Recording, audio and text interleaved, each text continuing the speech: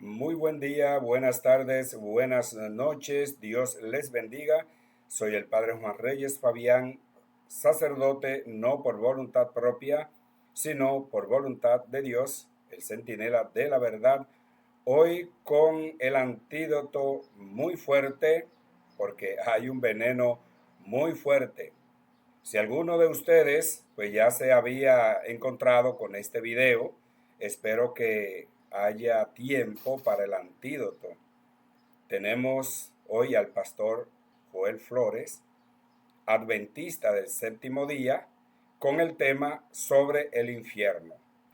Pero bien, queridos hermanos, hermanas, antes de escucharlo, quiero darles a conocer algunas de las creencias adventistas y de aquellas que realmente no creen, muchas de las cuales comparten con todos los cristianos, otras solo con algunos cristianos y otras pues son exclusivamente de ellos. Entre estas mentiras se destacan, primero, adoptan la sola escritura, y ya ustedes saben que esta es una de las enseñanzas maestras del padre en la fe de todos los protestantes, Martín Lutero, y por lo tanto es natural que cualquier protestante acepte la sola escritura. También sostienen la sola fide, que es otra de las grandes enseñanzas de Martín Lutero, que es el padre de la fe de los protestantes. Y hay otra que es el sábado, que es el día de reposo bíblico para ellos. Rechazan que las personas tengan un alma inmortal. Lo rechazan a cabalidad. Y otra cosa que rechazan es, o que enseñan, mejor decir, es que los malvados serán castigados con sufrimiento en un lago de fuego donde serán completamente destruidos. Es decir, que no, lo que ellos no creen es en la pena eterna, el castigo eterno, sino que van a sufrir, pero van a ser exterminados completamente. Otra cosa es que no creen en el infierno como lugar de tormento terreno o eterno. No creen en el infierno como lugar de tormento eterno. Enseñan además la separación entre iglesia y Estado. Como verán, pues ninguna de estas creencias son aceptadas por la Iglesia Católica y solo de dos de ellas es que vamos a hablar hoy, de dos específicamente, que son las que ellos atacan, lo que tiene que ver con el alma y lo que tiene que ver con el infierno. Vean atentamente las citas que les va a dar este hermano. Yo lo voy a ir pausando de todo modo, porque el video es un poquito largo.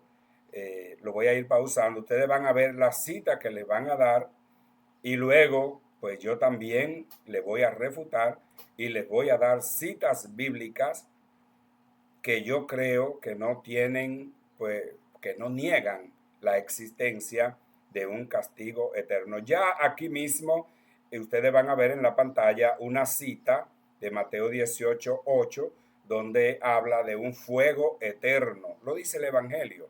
El que no lo cree, pues simplemente que diga, no creo en el Evangelio, ni lo que en los Evangelios se dice, porque esas no fueron las palabras de Cristo, o diga lo que usted quiera decir. Pero ya en esa cita que le pongo ahí en el frente, te habla del fuego eterno. Y si es eterno y nadie puede decir otra cosa. Bien, vamos a escucharlo. Lo iré pausando, como ya les dije, y mostrándoles algunos textos bíblicos que refutan lo que este hermano va a decir. Queridos hermanos, hermanas, tomen lápiz y papel, que es necesario para que vayan anotando, ¿verdad? Anotando todas las citas bíblicas que les daré y luego pues tendrán chance de tomar ese papel y hacer su pequeño retiro en su hogar, examinando todas las lecturas que les vaya dando. Vamos a escuchar a este hermano. Cuando se habla del infierno, hay muchas personas que hablan sobre este asunto en base a una idea mental, que ellos tienen. Ya escuché a muchas personas decir, pastor, yo vivo en el infierno. Otros, pastor, yo soñé con el infierno. Ya escuché muchos testimonios incluso de personas decir que murieron y fueron al infierno. ¿Por qué? Yo soy consciente de algunas de estas cosas que dice este hermano protestante. Claro que sí, también he tenido sueños semejantes y también he oído muchos testimonios de personas que dicen haber ido al infierno, incluso testimonios de personas protestantes que muchas veces son hasta de dudar porque a veces ven lo que les conviene cuando van, si van al infierno, allí ven solo lo que les conviene, no todo lo que deberían ver. Pero de todas maneras, estoy de acuerdo con este hermano de que sí, hay muchas personas que viven soñando y diciendo cosas que muchas veces no tienen nada que ver con la realidad. Porque para muchos la palabra infierno es un lugar donde hay llamas, un lugar de tormento, un lugar donde hay cosas horribles, donde está el diablo allí con sus cachos enormes y su cola envolviendo. Esa es la idea que algunos tienen, algo terrorífico, y donde hay llamas de fuego y una persona que va al infierno está sufriendo. Según la Biblia, sí existe el infierno. Según la Biblia, si es el instrumento que nos guía como cristianos, tenemos que creer que sí, que existe el infierno. Como oposición al cielo. O claro, que la Biblia habla del infierno como un lugar donde hay llamas. Eso es claro que sí. No estamos creyendo nada que no lo diga la Biblia. Un lugar de tormento, claro que sí. Un lugar donde hay cosas horribles también. Se supone que si es infierno, lo que hay allí debe ser terrible. Si es el reino del diablo y sus ángeles, claro que debe ser terrorífico, que debe ser horrible, eso es claro. Una persona, yo creo que no tiene la capacidad ni siquiera para imaginar lo terrorífico que sea ese lugar. Eso creo que la imaginación humana no puede abarcarlo. Y yo creo que muchos de ustedes, si verdaderamente creen que esto puede ser una realidad, también estarían de acuerdo conmigo. Entonces tú puedes preguntarte, pastor, yo voy a apagar la TV porque este programa creo que está hablando cosas que no son reales. Escúchame, si tú me preguntas a mí, ¿cree en el infierno? Mi respuesta, ¿sabes cuál es? ¿Qué crees? Sí. Yo creo en el infierno, pero no en el infierno como la filosofía griega nos enseña, sino en el infierno como la Biblia nos enseña. ¿Entiende la diferencia? ¿Y cuál es la diferencia, pastor? Espera, vamos a ver la Biblia. ¿De dónde salió la idea que el infierno es un lugar de tormento? ¿Sabes de dónde salió? Mírame. Génesis capítulo 3. Quiero que me acompañes hoy. Al contrario de este hermano, pues yo no creo en el infierno. En la profesión de fe católica, los católicos no decimos creer en el infierno, eso creo. Nosotros decimos creer en la resurrección de los muertos y en la vida eterna, es decir, el cielo. Yo creo que existe el infierno y en eso estamos la mayoría de los cristianos. Creemos que existe el infierno. El que enseña la Biblia, justamente, que él dice que no cree en el infierno, sino en el que enseña la Biblia, en ese que él cree. Vamos a ver si es verdad. Yo creo que existe el infierno, el que enseña la Biblia, pero no creo en él, porque no es bueno, no es un lugar bueno como para que yo crea en él. Vamos a seguirlo oyendo. Usar mucho la Biblia. Génesis capítulo 3, versículo 7. ¿Sabes quién habla en Génesis capítulo 3? El diablo, disfrazado en una serpiente. ¿Entiendes? Mira, el versículo 7 dice, Génesis 3, versículo 4, perdón. Dice así. Entonces la serpiente, ¿quién es la serpiente? Repite conmigo, ¿quién es la serpiente? El diablo. Repite, ¿quién es la serpiente? El diablo. Muy bien. ¿Quién está hablando aquí? El diablo. Muy bien. La serpiente dijo a la mujer, no moriréis. ¿Qué te parece? ¿Cuál es la perspectiva del diablo? No moriréis. ¿Cuál fue el primer sermón del diablo? No moriréis. ¿Entiendes? ¿Qué cosa dijo Dios? Moriréis. ¿Qué cosa dijo el diablo? No moriréis. Qué interesante. Génesis 3:4, la serpiente dijo a la mujer, no es cierto que morirán. Esta muerte de la que Dios habla y que la serpiente dice que no y la serpiente niega, es la muerte del alma. O sea, la muerte que la serpiente refuta es la muerte espiritual, no es la muerte personal, la muerte natural, que es justamente lo que el diablo quiere lograr en la persona.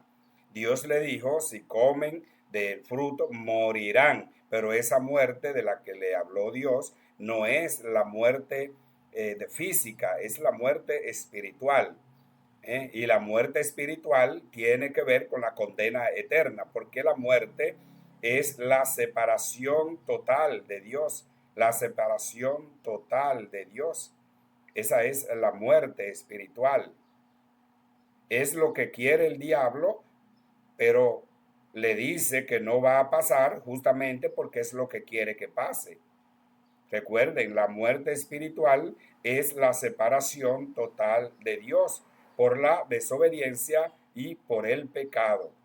Y que además de eso, o sea, podríamos nosotros preguntarnos, ¿y qué ganaría el diablo con eso? Bueno, pues ganaría esa alma, se la estaría con mentira arrebatando a Dios. Eso es lo que él va a ganar con eso.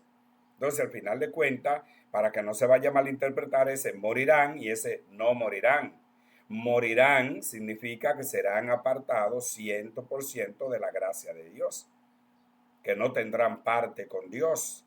Y ese morirán o no morirán es la negación de eso, porque es justamente lo que el diablo quiere que pase. Entonces, para que no vayamos a malinterpretar el morirán y el no morirán. Pastor, ¿y eso qué tiene que ver con el infierno? Tranquilo, espera. Mira lo que dice, a ver, vamos a ver aquí, Ezequiel capítulo 18, versículo 20. Yo estoy con la Biblia abierta. Dice así: el alma que pecare, esa morirá. Está en la Biblia, ¿correcto? Ezequiel 18, 20.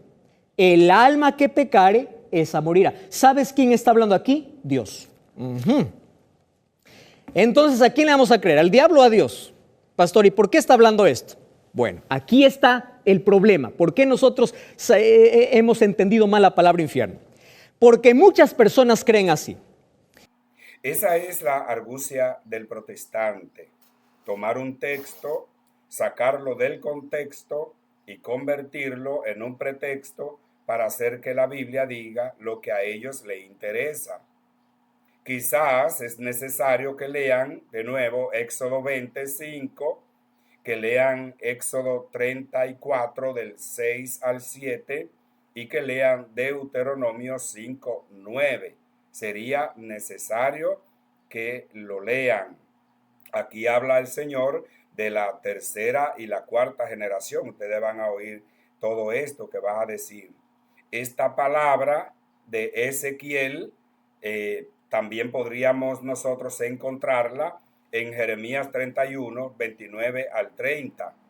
Entonces no andarán diciendo más, los padres comieron uvas agrias y los hijos sufren de entera, sino que cada uno morirá por su propio pecado.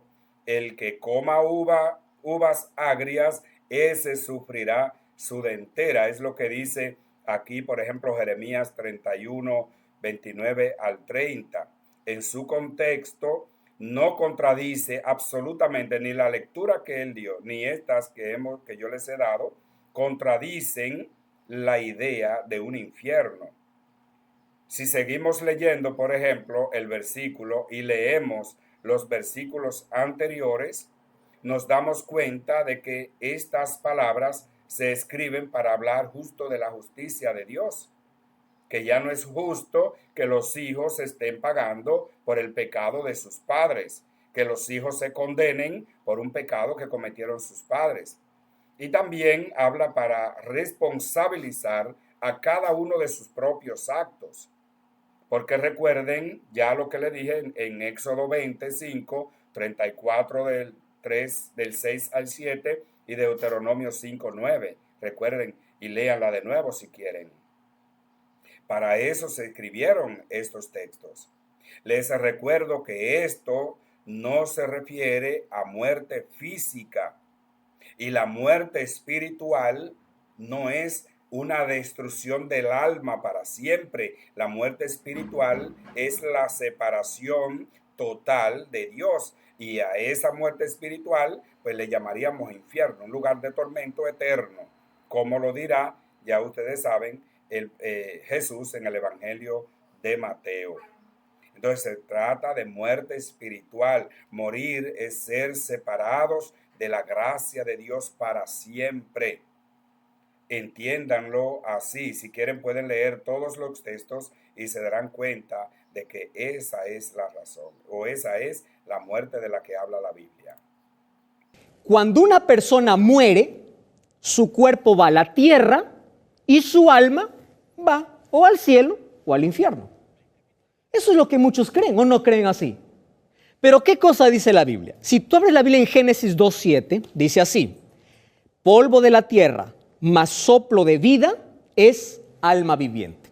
Quiere decir, escúchame bien esto, el hombre no tiene alma, el hombre es un alma. ¿Me estás entendiendo? Vamos a aprender ese concepto bíblico, ¿eh? Esto no es mente griega ni filosofía, no, esto es de la Biblia. Génesis 2:7. El hombre no tiene alma, es decir, no hay nada que haya dentro que esté separado del cuerpo. El ser humano es un ser indivisible, ¿entiendes? Vemos aquí la tergiversación del texto bíblico. Miremos la afirmación del hermano, miremosla bien. Ustedes podrán devolver el video cuantas veces quieran. Iluminado con Génesis 2:7. Y oigan bien el texto. Por ejemplo, el hermano dijo, el hombre no tiene alma, el hombre es un alma. El hombre es un alma. No hay nada que haya dentro de este separado del cuerpo. El ser es, el humano es un ser indivisible. Aquí puede que haya algunas cositas que tengan razón, pero en todo el contexto el hombre está mal interpretando Génesis 2:7. Esto es algo que él va a repetir muchas veces en el video. El hombre no tiene alma, el hombre es un alma, porque solo se está fijando, por ejemplo, en la parte final del versículo. El hombre vino a ser alma viviente. Génesis 2:7. Entonces Yahvé Dios formó al hombre con polvo de la tierra. Formó al hombre con polvo de la tierra. Luego sopló en su nariz un aliento de vida. Ya ustedes pueden ver la dualidad. Porque lo primero que había era un hombre sin vida, del polvo de la tierra, pero cuando Dios sopla sobre él es que mete en él la vida. Eso que se junta, eso luego se vuelve a separar. Y lo va a decir la Biblia y lo vamos a ver más adelante. Luego dice, sopló en su nariz un aliento de vida y el hombre tuvo alma viviente. ¿Qué es el alma? No es el cuerpo lo primero que hizo del polvo de la tierra. Eso no fue un alma. Claro, lo que entró en él se hizo uno con él. Se hizo uno con él. Pero se puede separar. Se puede separar. Según este señor, el alma muere junto con el cuerpo. Eso es lo que está queriendo decir. El alma muere junto con el cuerpo. Hay dos cosas no separadas, pero sí se pueden separar. Es decir, alma y cuerpo en un ser vivo son inseparables. En un ser vivo. Pero cuando el hombre muere, algo salió de él. ¿Qué fue lo que salió de él? La vida, el alma. Pero eso, lean ahí, comparen esto también con el libro de Job, capítulo 2, versículo 6, si quieren. Veámoslo por separado. Entonces Yahvé Dios formó al hombre con polvo de la tierra. Es un ser sin espíritu, sin alma, sin vida. No es más que polvo de la tierra. Juan 6, 63. Léanlo. Juan 6, 63. Luego Dios sopló en su nariz un aliento de vida. Esto significa alma, espíritu, vida. Y el hombre entonces tuvo alma viviente. ¿Qué fue lo que tuvo? Alma viviente, un espíritu, tuvo vida. Un hombre entonces con alma, con vida. Eso es lo que somos. Cuando el hombre está vivo, alma y espíritu son indivisibles. Yo no puedo poner una en un lugar y otra en otro, porque si hago eso, mato el cuerpo. El alma es la condición vital de la carne. Es la vida como tal. Cuando una persona muere, no murió un alma. Esto es un error. No murió un alma. El alma salió de él y por eso murió la persona. Por metonimia, la metonimia es una figura que hace que una cosa tenga un nombre de algo por una similitud. Por ejemplo, por metonimia, de la misma manera que un templo, por ejemplo, pasa a llamarse iglesia, solo porque en él se reúne la iglesia, pues de la misma manera, el alma pasa a ser hombre o persona solo porque habita en la persona, porque habita en el hombre. Eso yo entiendo que se puede entender fácilmente, pero bendito sea Dios y alguien no lo hace. Vamos a seguir escuchando. Eclesiastés 12:7 dice, cuando una persona muere, su cuerpo va a la tierra y el soplo vuelve a Dios. ¿Qué cosa es soplo? Soplo, la palabra espíritu, viene del griego ruah, ¿entiendes? Del hebreo ruah, o del griego neuma. ¿Qué significa? Resuello. ¿Qué significa? Respiración. Es decir, la vida, la respiración vuelve a Dios, el cuerpo vuelve a la tierra. Pastor, ¿y el alma? ¿Cómo? Muy bien, ustedes oyeron bien claro. Yo ojalá que esta persona, el mismo pastor que habla ahí, vuelva a escuchar su propio video, sus propias palabras. Está citándole a Eclesiastés, capítulo 12, versículo 7. Y le está hablando claro, pero él trata de tergiversar ese versículo para hacerle creer a ustedes que es lo que él piensa. Dice, antes que el polvo vuelva a la tierra, el cuerpo, como cuando recuerden a Génesis 2:7, antes que el polvo vuelva a la tierra como lo que es materia, el alimento o el alma o el aliento vuelva a Dios, porque es Él quien lo dio. Mis queridos hermanos, el alma no es el cuerpo es polvo de la tierra, el alma es lo que Dios le dio, eso que le llama aliento, que habló de rúa, que habló de neuma, esa es la vida, es el espíritu, el alma. Entonces, vuelve otra vez, dice, el polvo que es el cuerpo del hombre vuelve a la tierra de donde salió, Génesis 3:19. El aliento, que es el alma, que para nosotros hoy como cristianos es espíritu, vuelve a Dios porque es Él quien lo dio. No es simplemente una respiración, pero que esta respiración es el alma que yo tengo, que es la que le da vida al cuerpo. Entonces, queridos hermanos, puede ser que esto sea enredadísimo, que haya filosofía, que haya lo que sea, pero vamos a hacerle caso a la palabra de Dios. En la Biblia, la palabra alma sirve para indicar la vida o el hombre viviente, porque si está vivo, tiene el alma, pero el alma que viene de Dios no muere.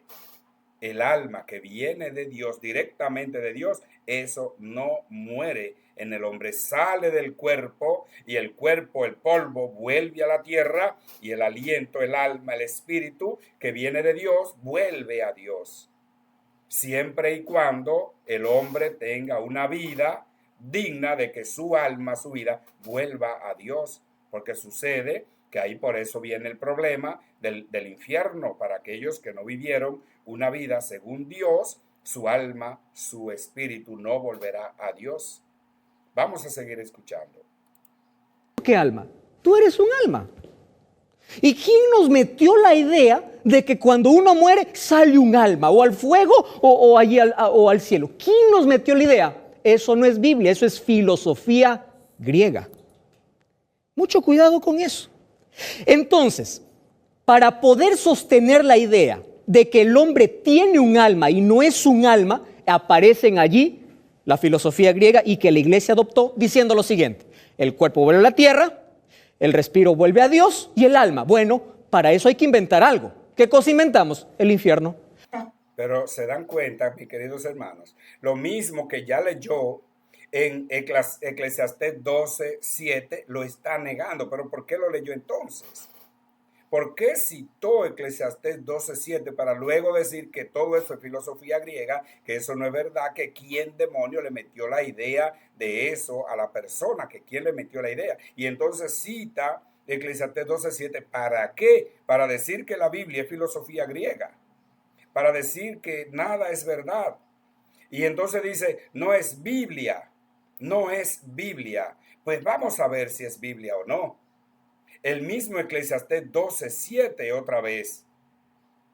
El cuerpo, polvo, tierra, según Génesis 2:7, es terrenal.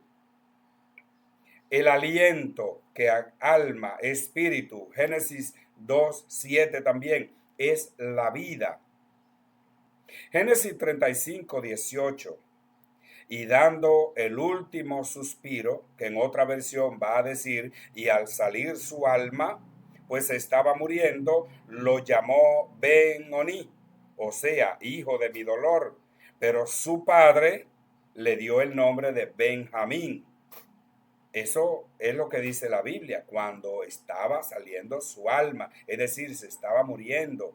Es que cuando una persona muere, hay un desenlace, el cuerpo sigue estando ahí, convertido en materia, pero no su alma, que es igual al espíritu, a la vida.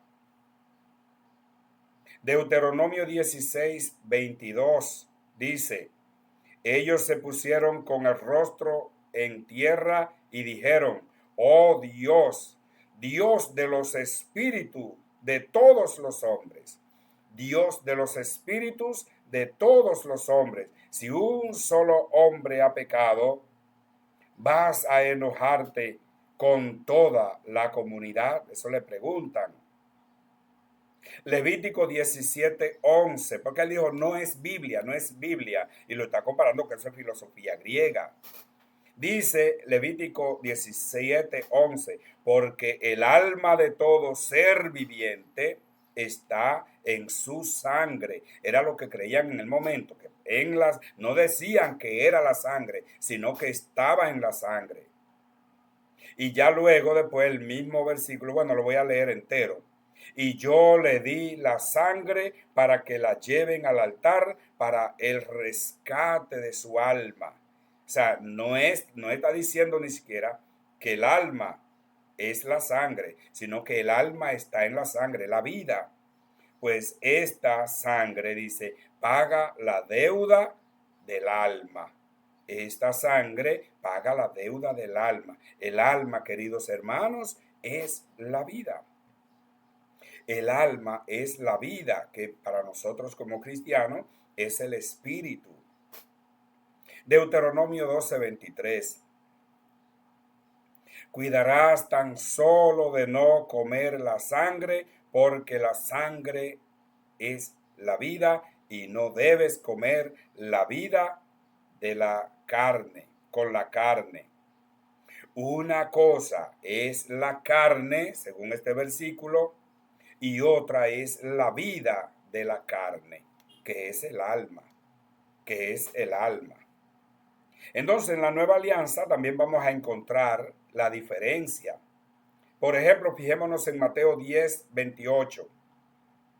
No teman a los que solo pueden matar el cuerpo, óiganlo bien, no teman a los que solo pueden matar el cuerpo, pero no el alma. Teman más bien al que puede destruir alma y cuerpo, ¿no? Y dice en el infierno. que puede destruir alma y cuerpo en el infierno. Así que hay que temer. Primera de Tesalonicenses 5:23. Que el Dios de la paz los santifique plenamente para que ustedes se conserven irreprochables en todo su espíritu, alma y cuerpo. Aquí te está hablando de 3 dimensiones del ser humano. Te está hablando del espíritu, del alma y del cuerpo, hasta la venida de nuestro Señor Jesucristo. Hebreos 4:12. En efecto, la palabra de Dios es viva y eficaz, más penetrante que espada de doble filo. Dice, penetra hasta donde se dividen alma y espíritu. Hasta donde se dividen alma y espíritu. El alma es la vida. Ya en la nueva alianza terminará siendo alma y espíritu prácticamente lo mismo. Entonces, en Hebreos 12, 22 al 23, dice, ustedes en cambio se han acercado al monte de Sión, a la ciudad del Dios vivo, a la Jerusalén celestial, con sus innumerables ángeles. Pero ¿a qué más se han acercado? Dice, a la asamblea en fiesta de los primeros ciudadanos del cielo.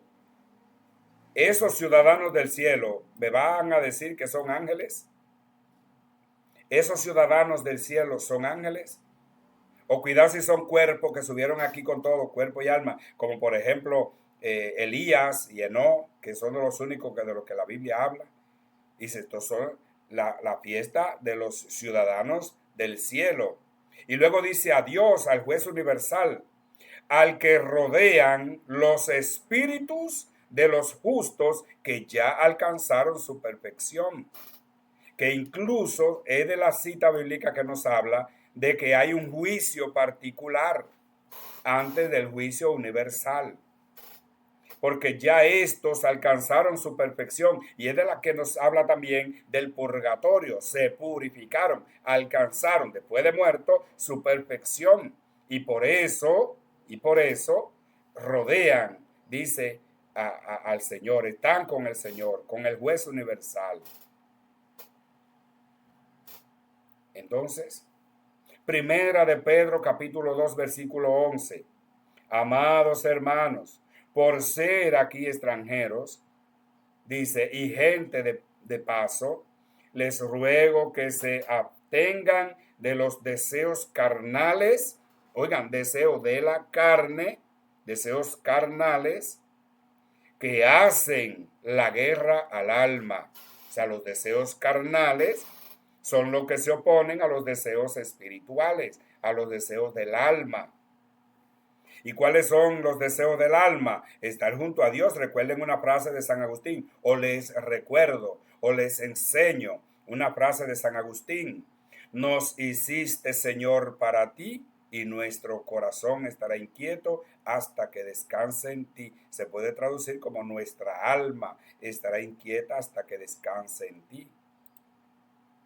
Entonces, los deseos carnales hacen la guerra al alma. Apocalipsis 6:9. Cuando abrió el quinto sello, divisé debajo del altar las almas de los que fueron degollados. Señores, ¿qué fueron? Fueron degollados. Fueron muertos, degollados. Para este hermano están igual. Pero aquí dice que cuando sonó el quinto sello, él divisó las almas de esos que murieron degollados y de los que fueron degollados, dice, a causa de la palabra de Dios y del testimonio que les correspondía dar. Apocalipsis 24. Vi también las almas de aquellos a quienes les cortaron la cabeza por causa de las enseñanzas de Jesús y de la palabra de Dios. Entonces, queridos hermanos, estas citas bíblicas nos dicen que sí que están con Dios en el cielo y que sí que se han purificado sus almas, y nos dan la razón en todo. Prácticamente En todo el Antiguo Testamento, al hablar de alma, está hablando de la vida. Está hablando de persona, lo mismo, alma, vida, persona, cuerpo. Pastor, o sea que, ¿y qué dice? ¿Acaso la Biblia no habla del infierno? Sí, habla del infierno, pero no del infierno que tú estás pensando. No de ese lugar de tormento. La Biblia habla de infierno en otro sentido. Hoy vas a comprender en la Biblia qué significa infierno. Correcto, yo creo en el infierno, pero no en el sentido que cuando uno muere su alma va al infierno. Eso no es bíblico. Y ahora tú puedes estar preguntándote, pastor, ¿cómo se sustenta eso? Mira, te voy a dar muchos textos. Deuteronomio, por ejemplo, 10:22 dice, Moisés está relatando cuando Jacob sale de Canaán para Egipto y dice, salieron 70 almas. ¿Está hablando de almas así desencarnadas? No, está hablando de 70 personas. Es decir, en la Biblia, alma es un ser humano. Tú eres un alma, yo soy un alma. El infierno no es un lugar de tormento, dice el hermano. El infierno no es un lugar de tormento. Y aquí habla, bueno, ya, no es un lugar de tormento. Que cuando uno muere, su alma va al infierno, eso no es bíblico. Dice él, eso no es bíblico.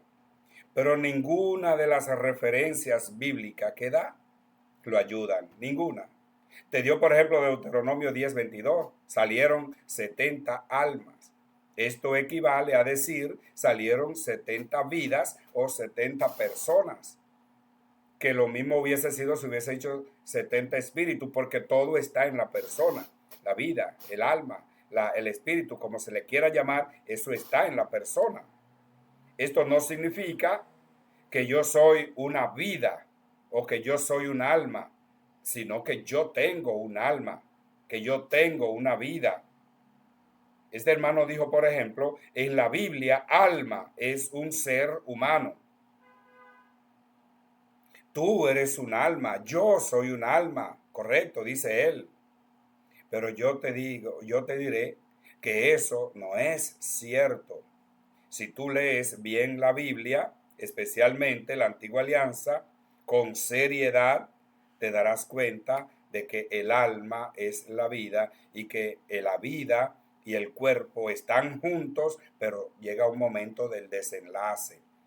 Incluso cuando en la Antigua Alianza habla de que del alma, como la vida, incluye también a los animales y todo lo que respira se incluye ahí.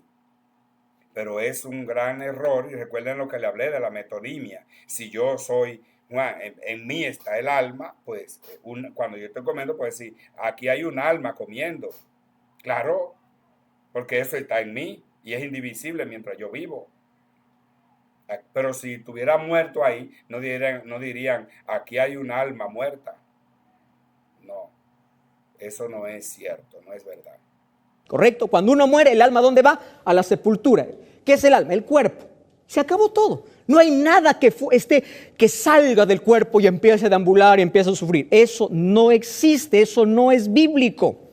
Ahora, ¿cómo nosotros podemos entender entonces la idea de que sale algo a sufrir, a un tormento o sale al paraíso? Mira, ve.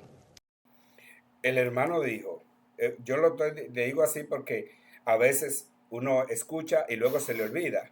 Pero él dijo, y yo tengo que recalcar eso porque ahí es donde están las mentiras envueltas. Cuando uno muere, el alma va a la sepultura. Cuando uno muere, el alma va a la sepultura, dijo él. No hay nada que salga del cuerpo y empiece a deambular y a sufrir. Eso no existe, eso no es bíblico. Nosotros nunca hemos dicho necesariamente que cuando una persona muere sale el alma y sale a deambular o sale a sufrir. Eso no es lo que decimos. Ahora, si hay un juicio particular que es inmediato después de la muerte, entonces vamos a ver, porque todo depende también para quién usted ha vivido. ¿Usted vivió para Dios o vivió en contra de Dios? Todo depende, todo depende.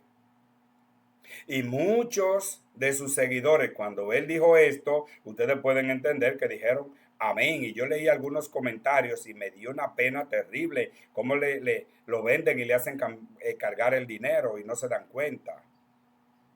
Yo me pregunto, ¿en qué evangelio es que está creyendo este hermano?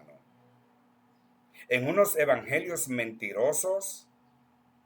Yo le preguntaría a este hermano, ¿el cielo está vacío? Ya yo le he presentado citas bíblicas que muestran lo contrario. ¿El cielo está vacío? Todos los que han muerto desde Adán hasta hoy, ¿dónde están? ¿Están en el sepulcro? ¿Están enterrados? ¿Están hechos polvo, alma y cuerpo? Todo eso. ¿Están muertos? Entonces, ¿qué pasa con Mateo 17:3? Léanlo. Mateo 17:3, yo le dejo de tarea. Mateo 22:32, léanlo también, 22:32. Lean a Lucas 20:38 y compárenlo con Hebreos 22 al 23. A ver qué dice, a ver si es verdad que lo que dice este hermano. Dios no es Dios de muertos, sino de vivos. ¿Y cuándo lo dice? Lo dice justamente hablando de Abraham, Isaac y Jacob. Entonces, si Dios dice que Él es Dios de Abraham, Isaac y Jacob, entonces significa que ellos están vivos. Pero es el cuerpo. La Biblia dice que Dios se llevó el cuerpo con todo de Abraham, Isaac y Jacob. ¿O es que sus almas están vivas en Dios? ¿Qué es lo que está vivo en ellos? Es lo que pregunto, ¿qué es lo que está vivo en ellos? ¿Están vivos sus cuerpos o sus almas? Sus cuerpos materiales se deshicieron en la tierra. De eso pueden ustedes estar seguros. Pero no sus almas. Dios dice que Él es Dios de Abraham, Isaac y Jacob. En Mateo 17:3 está el episodio de la transfiguración. Elías y Moisés, ¿qué pasa con ellos? Lean estos textos. Sus cuerpos, sus almas, ¿están muertos o vivos? ¿Qué? Pero yo creo que es justo que sigamos escuchando a este hermano. ¿Y cuál es el infierno para el cristiano? Bueno, en el cristianismo hay varias posiciones. Primera, algunos dicen, existe el infierno eterno. Una persona cuando muere y si es mala se va al infierno eterno a sufrir aquí por la vida eternamente. Otros piensan así. Algunos mezclaron todas las filosofías paganas. Tú sabes que en la Edad Media la Biblia fue encadenada. ¿Está bien? Y allí aparecieron tradiciones, especialmente influencia griega entró dentro de la iglesia. Y allí vino dicotomía del alma, inmortalidad del alma, y vino la teoría del infierno, cosa totalmente diferente a lo que la Biblia enseñaba. Incluso algunas pinturas imaginarias, por ejemplo, del poema de Dante, hoy lo tienen en la imaginación de muchas personas. ¿De qué? De que existen almas corpóreas, es decir, almas o hay algo que sale del ser humano a sufrir o va al cielo. Totalmente equivocado. Sabemos que los adventistas no aceptan ni la van a aceptar nunca la idea del infierno. Aquí apela a un recurso, ustedes lo oyeron, dice, en la Edad Media la Biblia fue encadenada y tendremos entonces que suponer que como la Biblia estuvo encadenada, la gente no la tenía, no sabía a qué atenerse, todo el mundo inventó lo que quiso, lo que le dio la gana, y luego la iglesia se alimentó de todas esas invenciones, pues como no tenían la Biblia en sus manos para apelar a ella, pues vino, entonces dice la teoría del infierno y etcétera, etcétera, y luego dice falsedad, de toda falsedad. El Evangelio no se escribió en la Edad Media, querido hermano. El Evangelio no se escribió en la Edad Media. Según él, todos los que creemos en el Evangelio estaríamos entonces totalmente equivocados. Todos los que creemos en el Evangelio estamos totalmente equivocados. Esa sería, al final de cuentas, su conclusión. Apareció allí la creencia católica diciendo, no, vamos a aumentar una cosa más. Ya no existe infierno y cielo, también vamos a colocar un lugar en medio que se llama purgatorio. Si tú fuiste más o menos yo te hago una misa y sube al cielo. ¿Está bien? Ahora te pregunto, si alguien me salva de muerto, ¿para qué me arrepiento de vivo? Dime, ¿para qué? Claro, si de muerto me van a sacar del infierno. Esto no entra con la teología bíblica, querido. Pero alguien se pregunta allí, pastor, usted está muy equivocado. ¿Por qué? Porque el infierno da miedo a las personas. Si no predicamos del infierno, la gente no se va a arrepentir. ¿Quién te dijo que hay que pedir que la gente se arrepienta por miedo? La gente tiene que arrepentirse por amor, no por temor, algo que ni siquiera existe. Otra persona me escribió esta semana y dice así: yo sí creo el infierno es real, el infierno es bíblico. Yo también te digo, el infierno es bíblico, pero no en la idea que muchos tienen. Apareció allí una creencia católica diciendo: nos vamos a inventar una cosa más.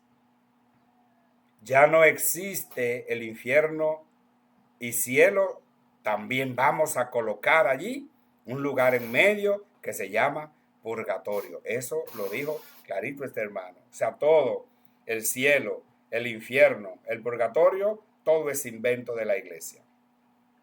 Todo eso es invento de la iglesia. Pero tamaño invento, y qué mejor inventora que la iglesia. La iglesia es el cuerpo de Cristo. Y si la iglesia lo inventó, significa que Cristo sigue hablando a través de su cuerpo. No vamos a inventar una cosa más, dice él. Esto significa que la iglesia católica es la que inventó el infierno, y además de eso se inventó también el purgatorio, porque imagínense usted, y ya ustedes oyeron el ejemplo que él puso. Tú eres más o menos, y yo te hago una misa y te va al cielo. Bendito sea Dios. Eso es lo que dice este hermano. Si la iglesia lo inventó, otra vez te lo repito, te recuerdo que ella es baluarte y fundamento de la verdad, según 1 Timoteo 3:15. Que ella es el cuerpo de Cristo, según Colosenses 1:18. Si ella lo hizo, te recuerdo, el cuerpo no hace nada que no lo haya determinado su cabeza. Pero me llama la atención su sarcasmo. Si tú fuiste más o menos, yo te hago una misa y sube al cielo. Ahora te pregunto, si alguien me salva de muerto, ¿para qué me arrepiento de vivo? Te aseguro que si me entero de tu muerte, yo celebraría esa misa por ti, para que no solamente no te vayas al purgatorio, sino para que no te vayas al infierno. Tú no lo crees, claro que no, pero yo lo haría. Yo lo haría por mi fe, porque te digo la verdad, si hay un purgatorio, que yo lo creo y la Iglesia Católica lo cree y lo enseña, los más interesados en que exista el purgatorio deberían ser los protestantes, porque son apóstatas. Y por más que quieran y por más que cantaleteen y digan y vociferen, por más que lo hagan, mis queridos hermanos, hermanas, son apóstatas. Lo que los salva es un arrepentimiento. Es que se arrepientan de la apostasía. Dice la carta a los hebreos: sin santidad nadie verá al Señor. Dice Hebreos 12, versículo 14. ¿Cómo es el infierno en la Biblia? Hay dos cuestiones que debemos comprender. Primera cuestión, dice así, Lucas capítulo 23. ¿Recuerdas cuando Jesús estuvo en la cruz, estuvo crucificado al lado de dos ladrones? Uno le dijo: Señor, acuérdate de mí cuando estés en tu reino. Le dijo, mire, el ladrón le dijo, cuando estés. Correcto, ese estés está en el futuro. Pero Jesús le dijo: de cierto te digo, hoy estarás conmigo en el paraíso. Y muchos dicen: pastor, ahí está la evidencia. Eso quiere decir que Jesús se lo llevó al paraíso. Entonces, si es que hay paraíso, también hay infierno. ¿Y de dónde sacaste esa idea? Ahora te explico. Tú sabes que en la traducción del griego a nuestros idiomas hay una coma o un que inexistente en el idioma original. La traducción correcta del griego sería así: de cierto te digo hoy, es decir, en el presente. Hoy te digo, tú estarás conmigo en el paraíso. ¿Por qué se inventan tantas mentiras los protestantes? Citar Lucas 23:43 y distorsionarlo para mantener una idea que ya está tumbada, que no es cierta. Ustedes lo han visto en la Sagrada Escritura. No hay nada que la persona dice que salga del cuerpo de él cuando muere. Esa es la idea que obligatoriamente quiere hacer creer a la gente. A este hermano hay que aplicarle las palabras de Esteban a los judíos en Hechos 7:51. Hombre cabeza dura, incircunciso de corazón y de oído, siempre resistiendo al Espíritu Santo. Lo único que le hace falta es decir claramente que el Evangelio es una mentira. Eso es lo que le hace falta. Decir que el Evangelio es una mentira. Lucas 23:43. Jesús le respondió, en verdad te digo que hoy mismo, ese es el que se supone que él debe quitar. Y entonces, que te digo, que hoy mismo estarás conmigo en el paraíso. Los adventistas descubrieron algo que nadie hasta 1863 había descubierto.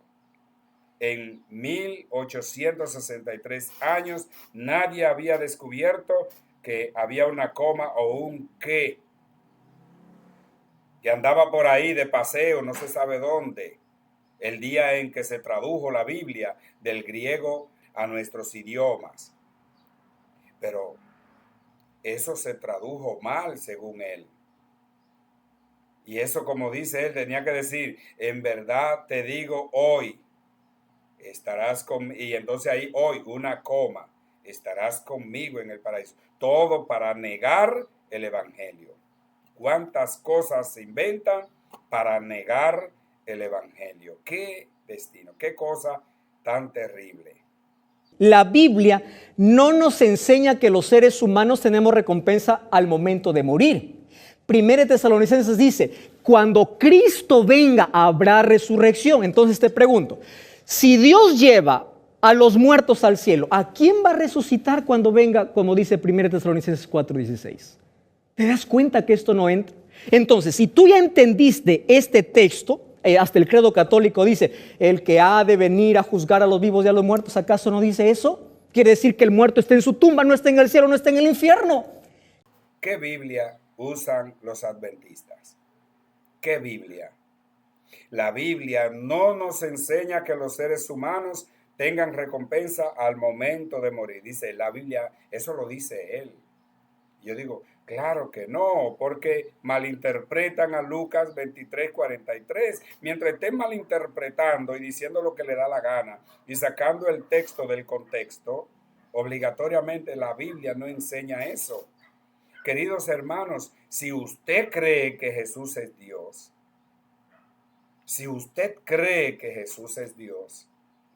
entonces Él no puede prometer nada, Él no puede hacer nada. O sea, lo que Él dice es inválido.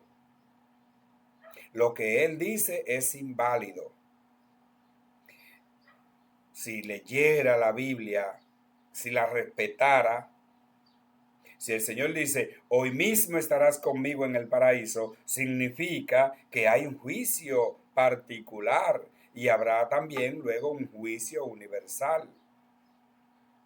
En el juicio particular, Santiago, vamos a decir 2:13. ¿Qué dice Santiago 2:13? Habrá un juicio sin misericordia para quien no practicó la misericordia, pero la misericordia triunfa sobre el juicio.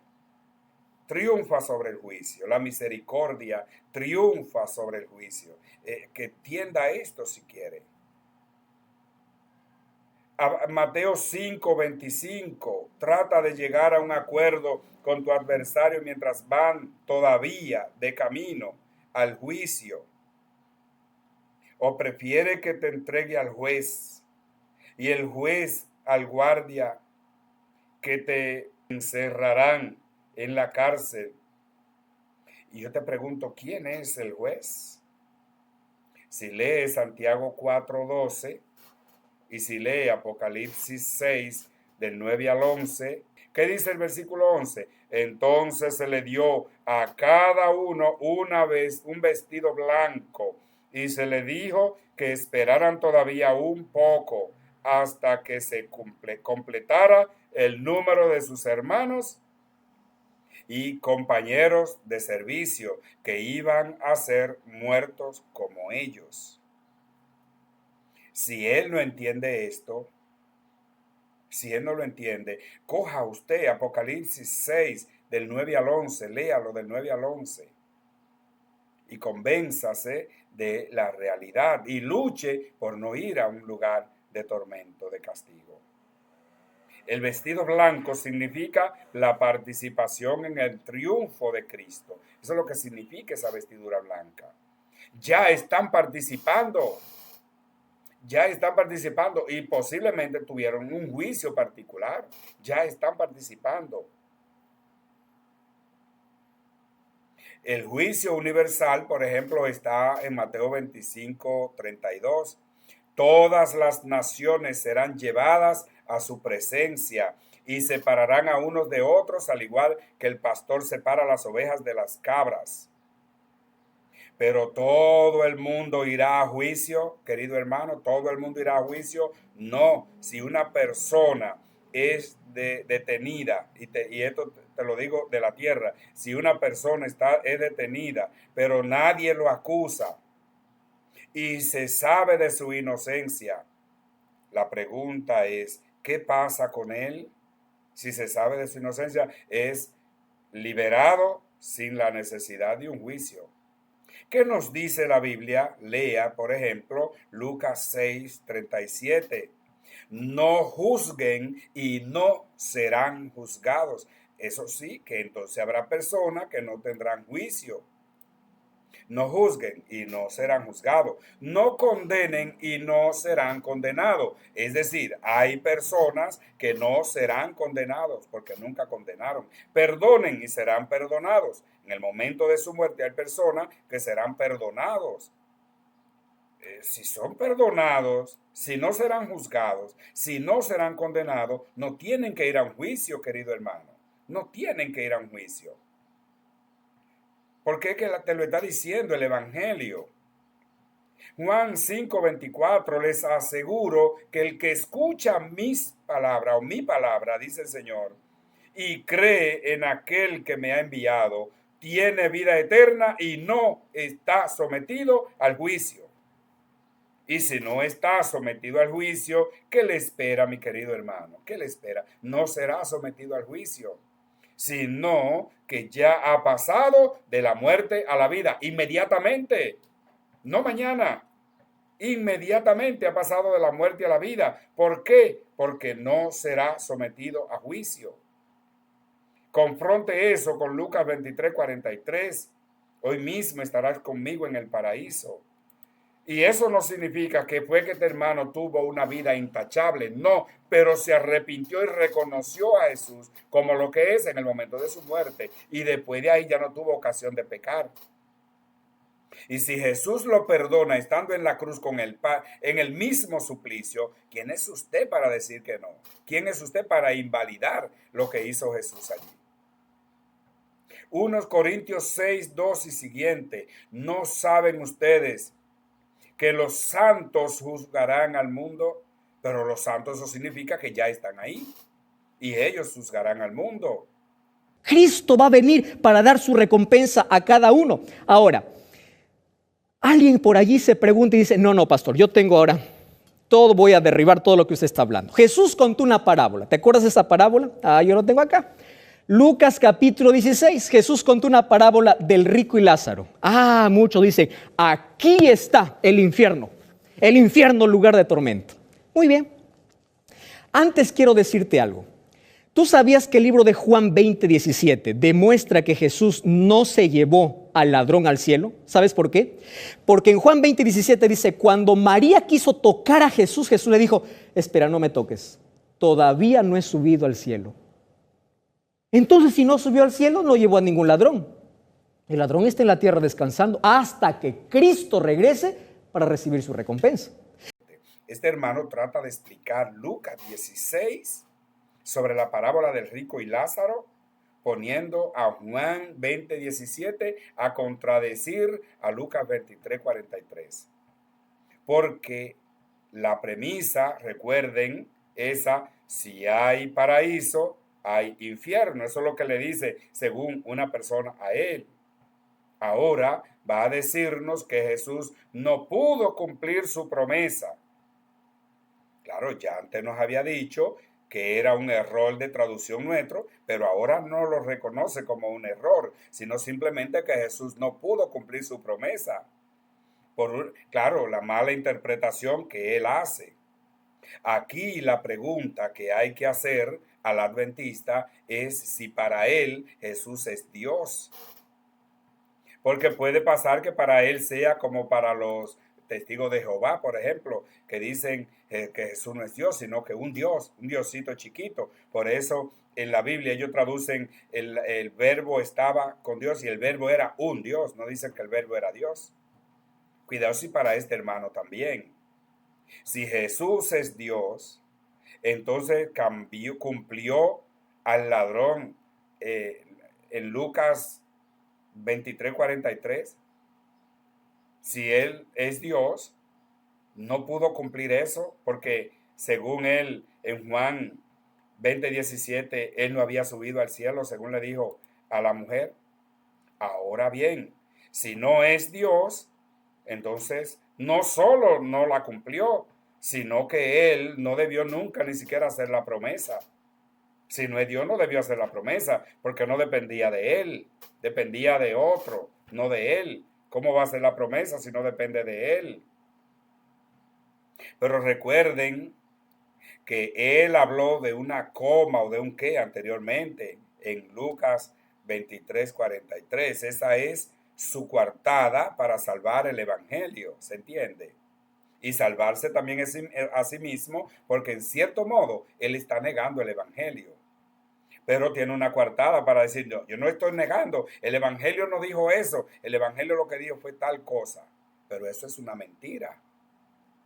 Eso es una mentira. Y qué lamentable, porque tiene tanta gente que está diciendo amén y aleluya a esas mentiras que está diciendo. Qué pena, ¿verdad? Qué pena. Yo te voy a decir por qué Jesús no está hablando del infierno como un lugar de tormento.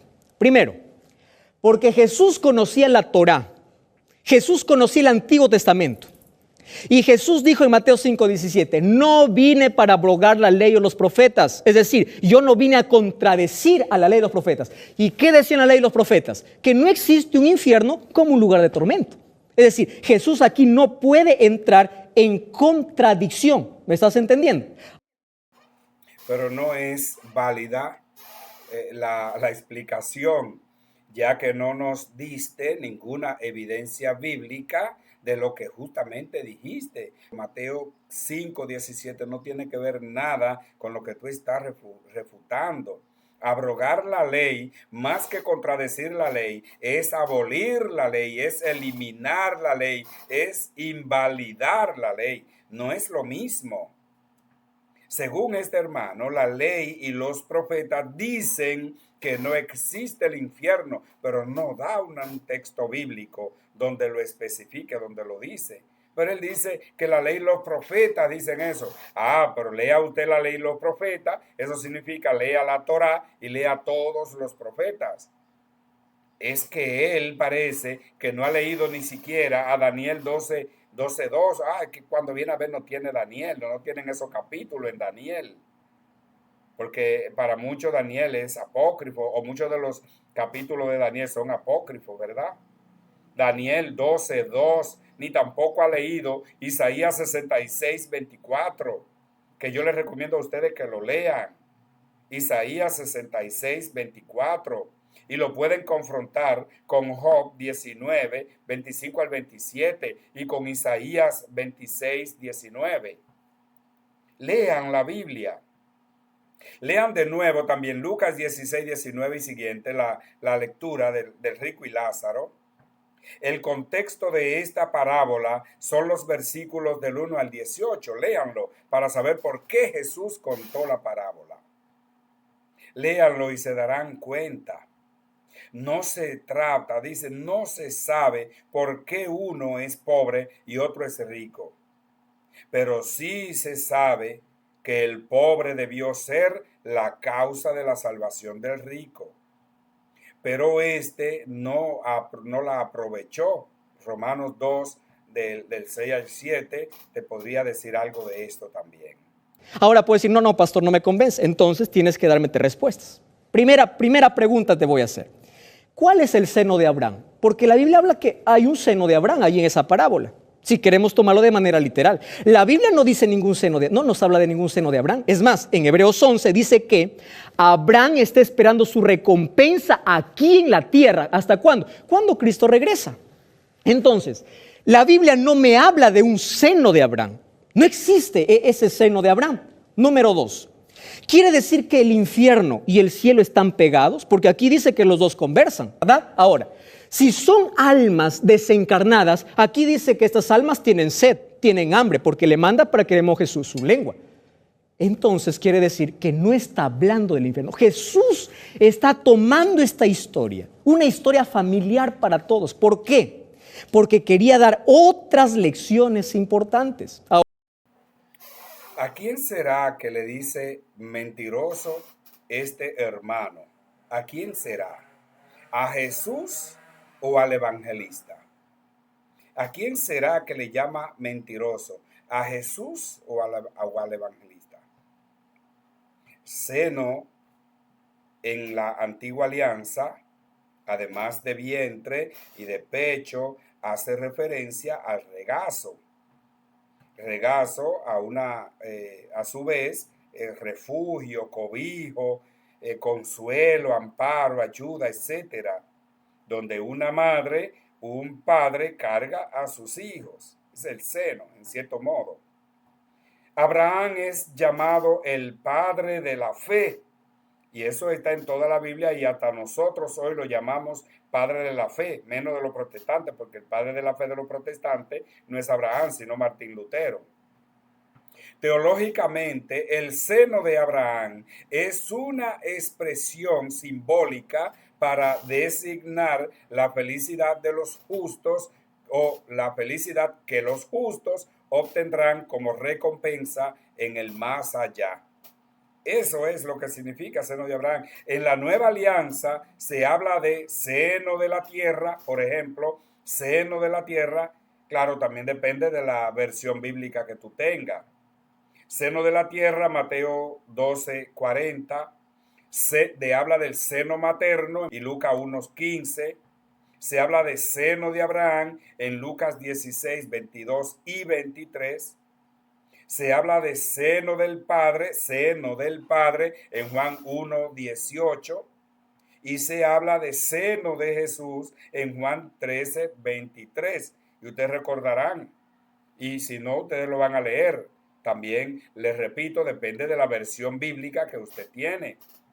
Para designar esto, un puesto de honor en la mesa, por ejemplo, en el caso de Juan 13:23, para designar un puesto de honor en la mesa, en el banquete, Juan tenía, dice, a su derecha a Jesús, por eso se apoyó en su seno. O sea que Juan aquí está teniendo una gran importancia en el banquete de la última cena, porque él está incluso, a la izquierda de Jesús, es decir, que tiene a su derecha a Jesús.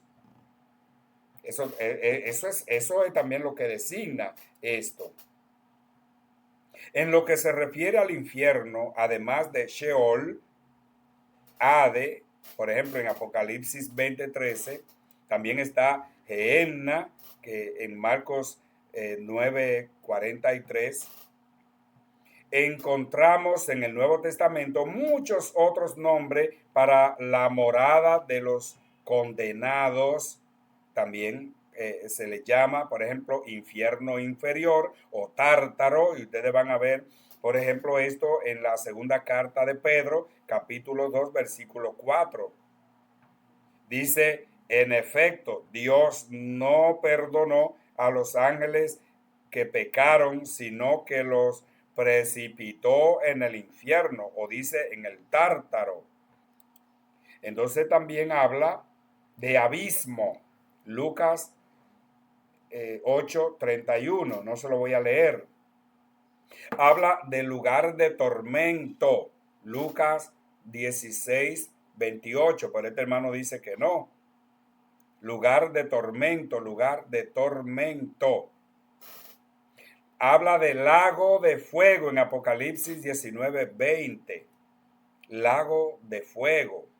Habla de horno de fuego en Mateo 13:42 al 50. Léalo, el horno encendido, que dice el Señor, donde será el llanto y el rechinar de dientes. Horno encendido, horno ardiente. Habla también de fuego inextinguible. Y si dice fuego inextinguible, significa fuego que no se apaga. Mateo 3:12. También habla de fuego eterno. Fuego eterno, Mateo 18:8. Lean, queridos hermanos. Fuego eterno. También habla de tinieblas de afuera, o sea, tinieblas de fuera, Mateo 8:12. Échenlo a las tinieblas de afuera, allí será el llorar y rechinar de dientes, dice el Señor. También confróntelo con Mateo 22:13 y 25:30.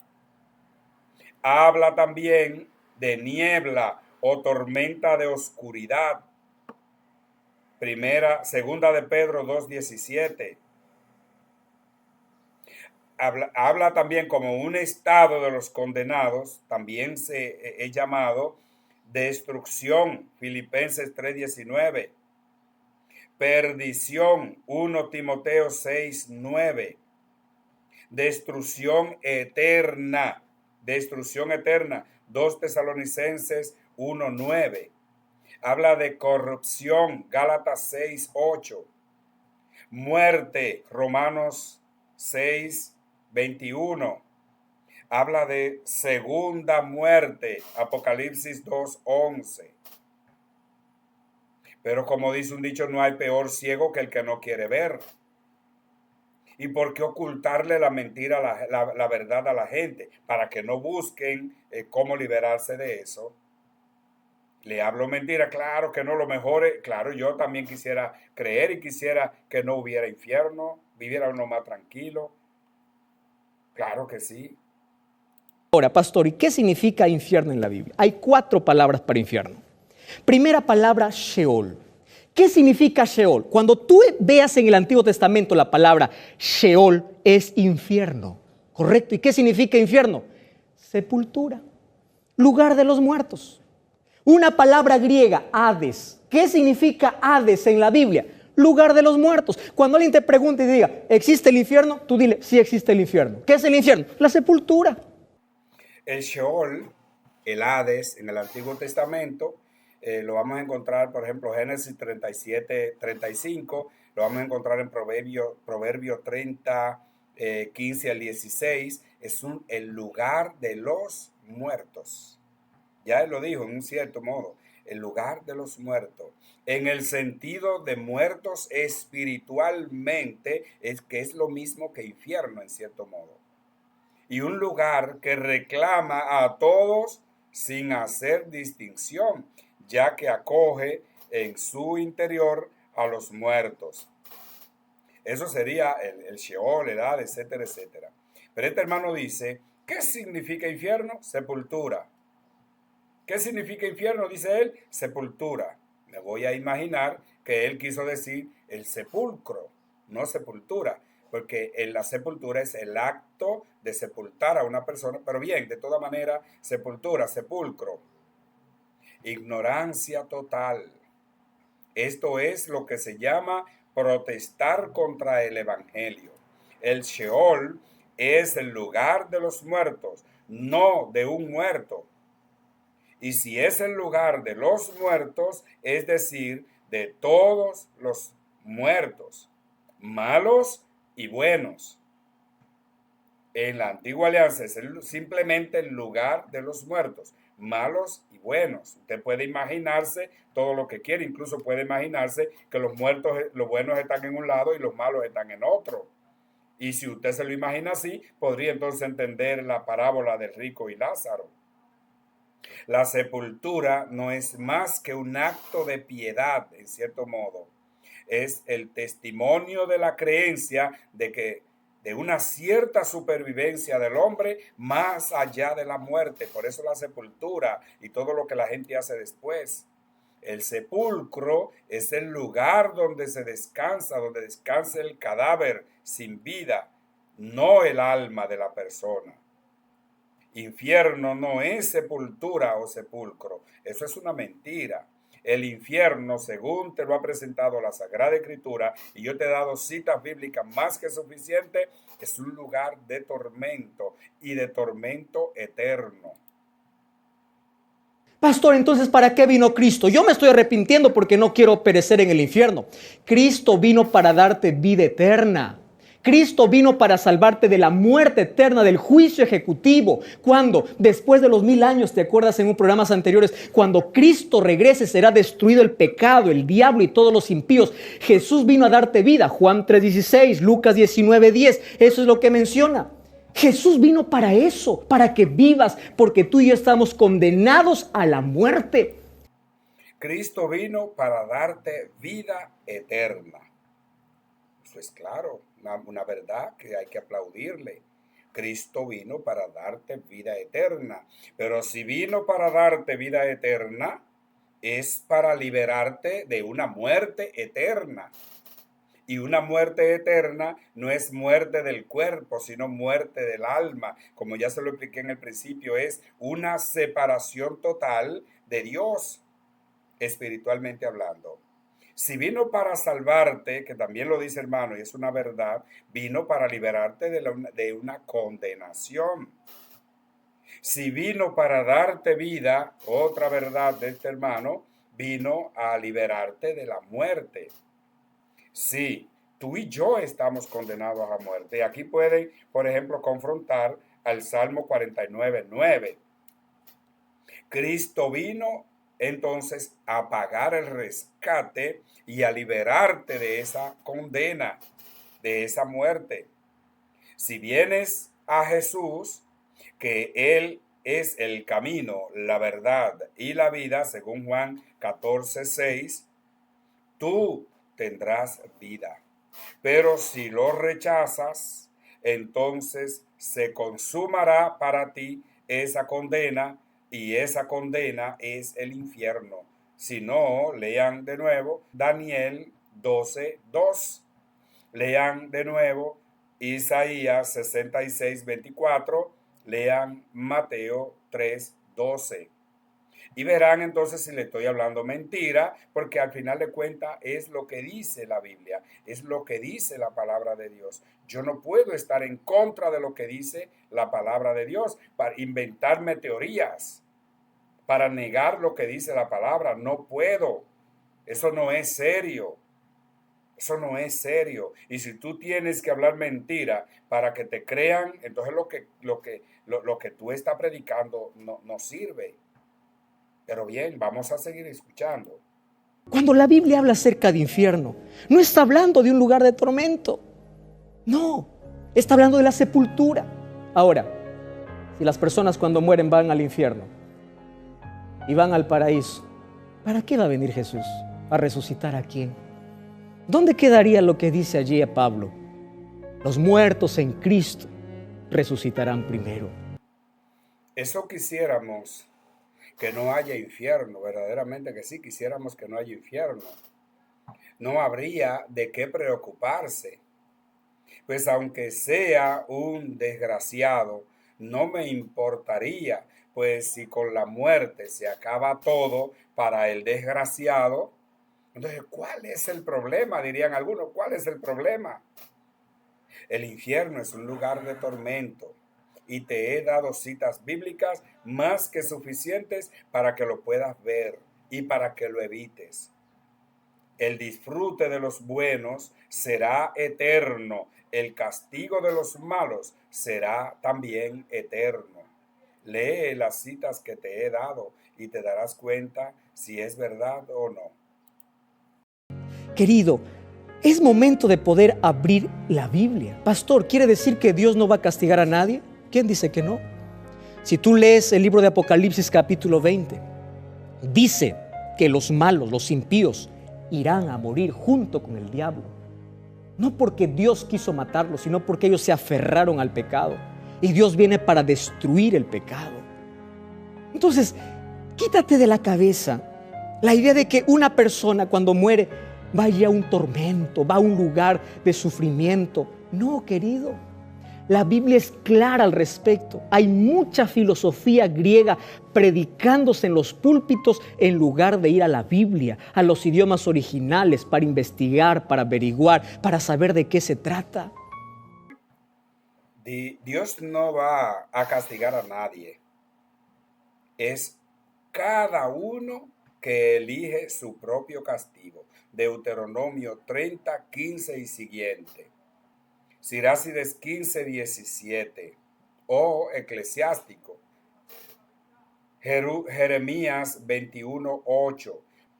En el día del juicio final de Mateo 25, 41, dice: dirá después a los que estén a la izquierda, malditos, aléjense de mí y vayan al fuego eterno que ha sido preparado para el diablo y para sus ángeles. No fue preparado para ellos, no fue preparado para ellos, pero ellos lo eligieron con su comportamiento.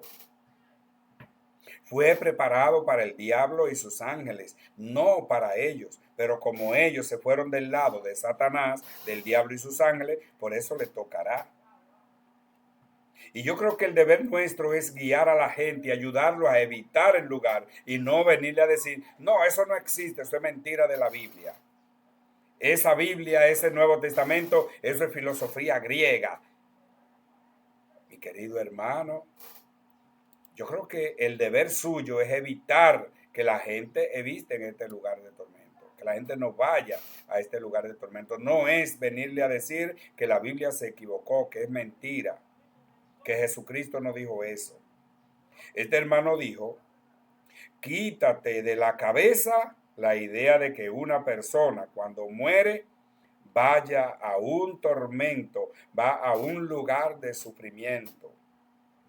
Si fue lo que él quiso en la tierra, eso es lo que va a tener. Creen lo que la Biblia no dice, ese es el problema de estos hermanos, creen lo que la Biblia no dice y niegan lo que la Biblia dice. Yo te digo, evita que Mateo 25, 41 se cumpla contigo, evítalo. No le pase paño tibio a lo que dice Mateo 25, 41. Evítalo. Evítalo. Es lo mejor que puedes hacer. Bien, queridos hermanos, hermanas, si están considerando irse de la iglesia de Cristo y están pensando en la iglesia adventista, pues te pido que lo pienses mejor. No creo que estaría haciendo una buena elección. No te recomendaría ninguna iglesia protestante, porque si es protestante no es verdaderamente cristiana. Abre la Biblia, por favor. Abre la Biblia. Te recomiendo, por ejemplo, la Biblia de Jerusalén, si la tienes. Léela en su contexto. Si no la entiendes, pregunta, investiga. Ten a mano un diccionario bíblico donde tú puedas averiguar todo, donde puedas ver, por ejemplo, el contenido de la palabra. También la Biblia tienes unos comentarios. Ve también a esos comentarios. No te dejes llevar por lo que te dice este hermano protestante, porque no está en lo cierto.